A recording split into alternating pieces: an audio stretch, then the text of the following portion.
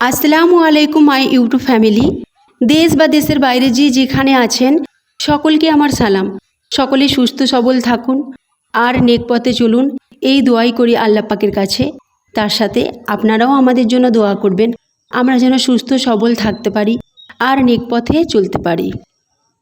তো আজকের blog start করি। বিসমিল্লাহির রহমানির রহিম। আমি সকালের খাবার তৈরি করে তারপরে দালান উঠোন ঝাঁট দিয়ে আমি বাগানে চলে এসেছি, যেখানে আমি কুমড়োদানা বসিয়েছিলাম দেখার জন্য। তারপরে আমার ছেলেও চলে এসেছে আমার সাথে সাথে, আর তার সাথে এসেছে চিকু আর শেফা রানী। এরা এখানে পাখিদের আওয়াজ পেয়ে দৌড়দৌড়ি লাগিয়ে দিচ্ছে, কোথায় পাখি ডাকছে দেখছে, যদি একটা ধরতে পারে তো সেই আশায়। ওদিকে আমার ছেলে যেই দৌড়ে চলে গেল, ওরাও তার পিছন পিছন চলে গেল।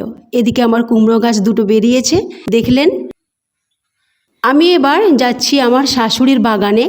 শাশুড়ির একটা বাগান রয়েছে পুরনো বাড়িতে, সেখানে একটা পুকুর আছে।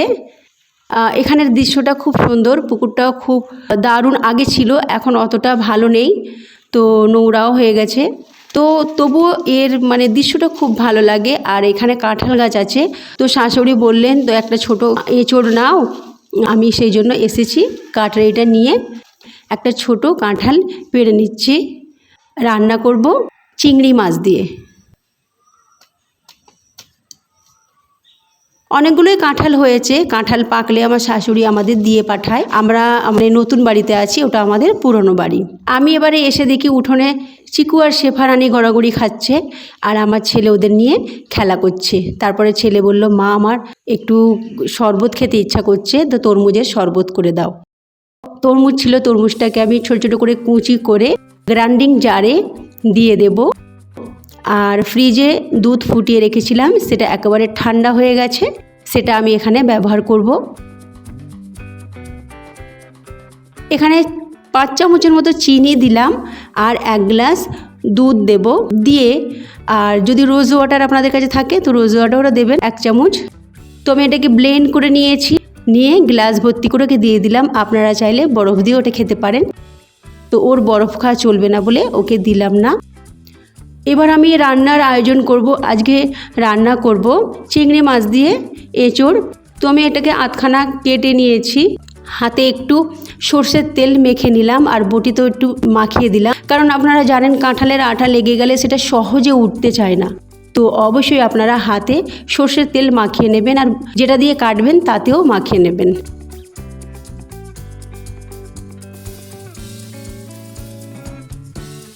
আমি এবারে আধখানা করে খোসাগুলোকে ছাড়িয়ে ডুমো ডুমো করে কেটে নেব। আর একটা পাত্রে পানি রেখেছি, তাতে হলুদ দিয়ে দিলাম আর সেই পানিতে ডুবিয়ে দেব।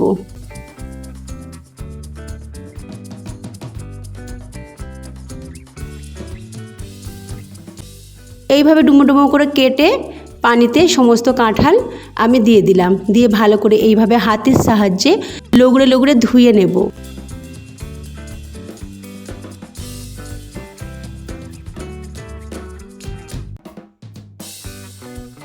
এদিকে আমি কাঁঠালটাকে সিদ্ধ করতে দেব। তো কাঁঠাল দিলাম, পানি দিলাম আর হলুদ দিলাম। চাইলে আপনারা এতে লবণ আর আলুও দিয়ে দিতে পারেন, আমি আলুটা দিচ্ছি না, খুব বেশি যদি নরম হয়ে যায় সেই জন্য। 2টো সিটি দেবো, দিয়ে এটাকে আমি সিদ্ধ করে নেব। আর এদিকে আমার কাছে কাশ্মীরি লঙ্কার গুঁড়ো নেই বলে কাশ্মীরি লঙ্কা ছিল শুকনো, সেটাকে গরম পানিতে ভিজিয়েছিলাম, ভিজিয়ে রেখে তারপর পেস্ট বানিয়ে নিয়েছি। এতে আমি কাশ্মীরি লঙ্কা ব্যবহার করব, যাতে কালারটা খুব দারুণ আসে। 2টো সিটি হয়ে গেছে, এটাকে এক সাইডে রেখে দিলাম। একটা কড়া বসালাম, কড়াতে 50 গ্রামের মতো সর্ষের তেল দিলাম। সর্ষের তেল দিয়ে আমি রান্নাটা করব। চিংড়ি মাছকে বেছে ভালো করে ধুয়ে নিয়েছি, এবারে নুন হলুদ মাখিয়ে নেব খুব ভালোভাবে, তারপরে এটাকে ভেজে নেব।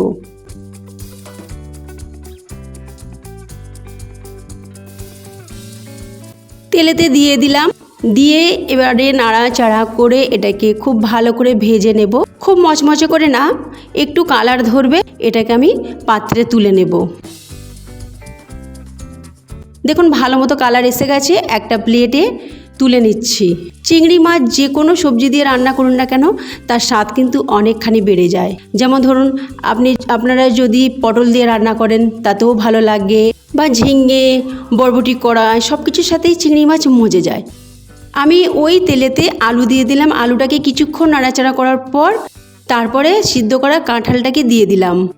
দিয়ে কিছুক্ষণ এইভাবে নাড়াচাড়া করব, প্রায় 2 থেকে 3 মিনিট ভেজে নেব। তারপরে এটাকে প্লেটে তুলে নিলাম।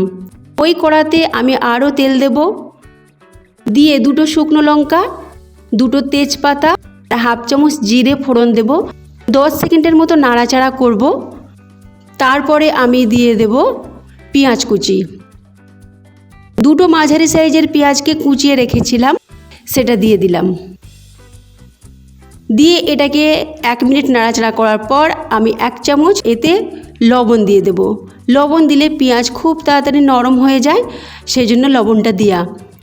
এইভাবে লবণ দিয়ে 1 মিনিট নাড়াচাড়া করে আদা রসুন বাটা 2 চামচ দিয়ে দিলাম।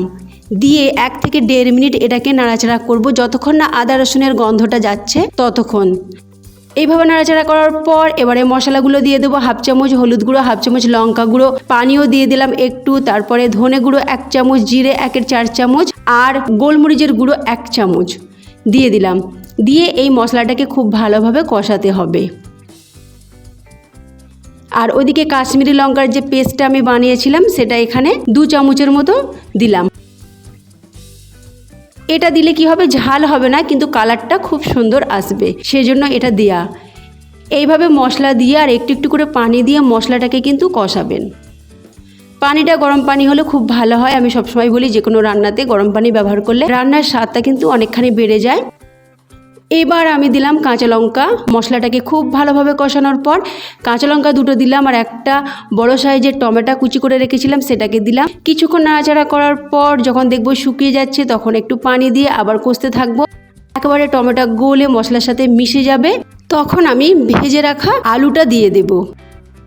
আলুটা দিয়ে কিছুক্ষণ এটাকে কষবো। যেহেতু আলুটাকে আমি সিদ্ধ করিনি তো আলুটা সেই জন্য আগে দিচ্ছি। আলুটাকে মশলার সাথে খুব ভালো করে কষাবো আর একটু একটু করে পানি দিয়ে কষাবো, যাতে আলুর মধ্যে মশলার ফ্লেভারটা ঢোকে আর আলুটা একটু নরম হয়। তারপরে আমি সিদ্ধ করা কাঁঠালটা দিয়ে দেব। একটু একটু করে পানি দিয়ে আলুটাকে কষিয়েছি। তারপরে আরও একটু পানি দিয়ে আলুটাকে ভালোভাবে কষিয়ে নিচ্ছি। এবার আমি কাঁঠালটা দিয়ে দিলাম, মানে এঁচোড়টা দিয়ে দিলাম। দিয়ে এই মশলার সাথে 2 থেকে 3 মিনিট এটাকে কষাতে থাকবো। এটা কষালে মশলার ফ্লেভারটা খুব ভালোভাবে এঁচোড়ের মধ্যে ঢুকবে আর তবেই স্বাদটা বাড়বে। তাই কষানোটা একটু সময় ধরেই করবেন, কষানোর উপরেই নির্ভর করে যে কোনো তরকারির স্বাদ। এবার কষাতে কষাতে আরও একটু পানি দিলাম। পানি দিয়ে আবার কষিয়ে নেব, পানিটা একটু শুকিয়ে যাবে। এবার পানি দিয়ে আবার কষালাম। এইভাবে একটু একটু করে পানি দিয়ে আমি এটাকে কষাতে থাকবো। তারপরে শেষে পরিমাণ মতো পানি দিলাম, মানে যেরকম পানি দিলে আলু আর এটা সিদ্ধ হবে এঁচোড়টা আর তরকারির ঝোলটা থাকবে সেই হিসাবে পানিটা দিয়েছি। তারপরে চিংড়ি মাছ ভেজে রাখা ওটা দিয়ে দিলাম। দিয়ে এবার ঢাকনা চাপা দিয়ে এটাকে প্রায় 15 মিনিটের মতো রান্না করব কম আছে। 15 মিনিট পর আমি ঢাকনা খুলব। ঢাকনা খুলে 1/4 চামচ গরম মশলা দেব। গরম মশলা একদম শেষে দিতে হয়, তো এটা দিয়ে একটু নাড়াচাড়া করে নিলাম। তারপরে 1 মিনিট ফুটিয়ে নামিয়ে নেব। অবশ্যই ঢাকনা চাপা দিয়ে ফোটাবেন, তবে এর ফ্লেভারটা খুব ভালোভাবে তরকারির মধ্যে ঢুকবে। আলুও খুব ভালোভাবে নরম হয়ে গেছে। 1 মিনিট ফুটিয়ে আমি গ্যাসের ফ্লেমটা বন্ধ করে দিলাম। তারপরে কিছুক্ষণ পর আমি এবারে পরিবেশন করে নেব। একটা বাটি নিয়েছি, বাটিতে তুলে নিচ্ছি। এই তরকারি ভাতের সাথে খেতে কিন্তু খুবই ভালো লাগে। তো ফ্রেন্ডস, আজকের ব্লগ কেমন লাগলো অবশ্যই আমাকে কমেন্টে জানাবেন। তার সাথে সাবস্ক্রাইব করে পাশে থাকবেন, তার সাথে একটা লাইক অবশ্যই করবেন, তার সাথে প্রচুর প্রচুর শেয়ার করবেন। আল্লাহ হাফিজ।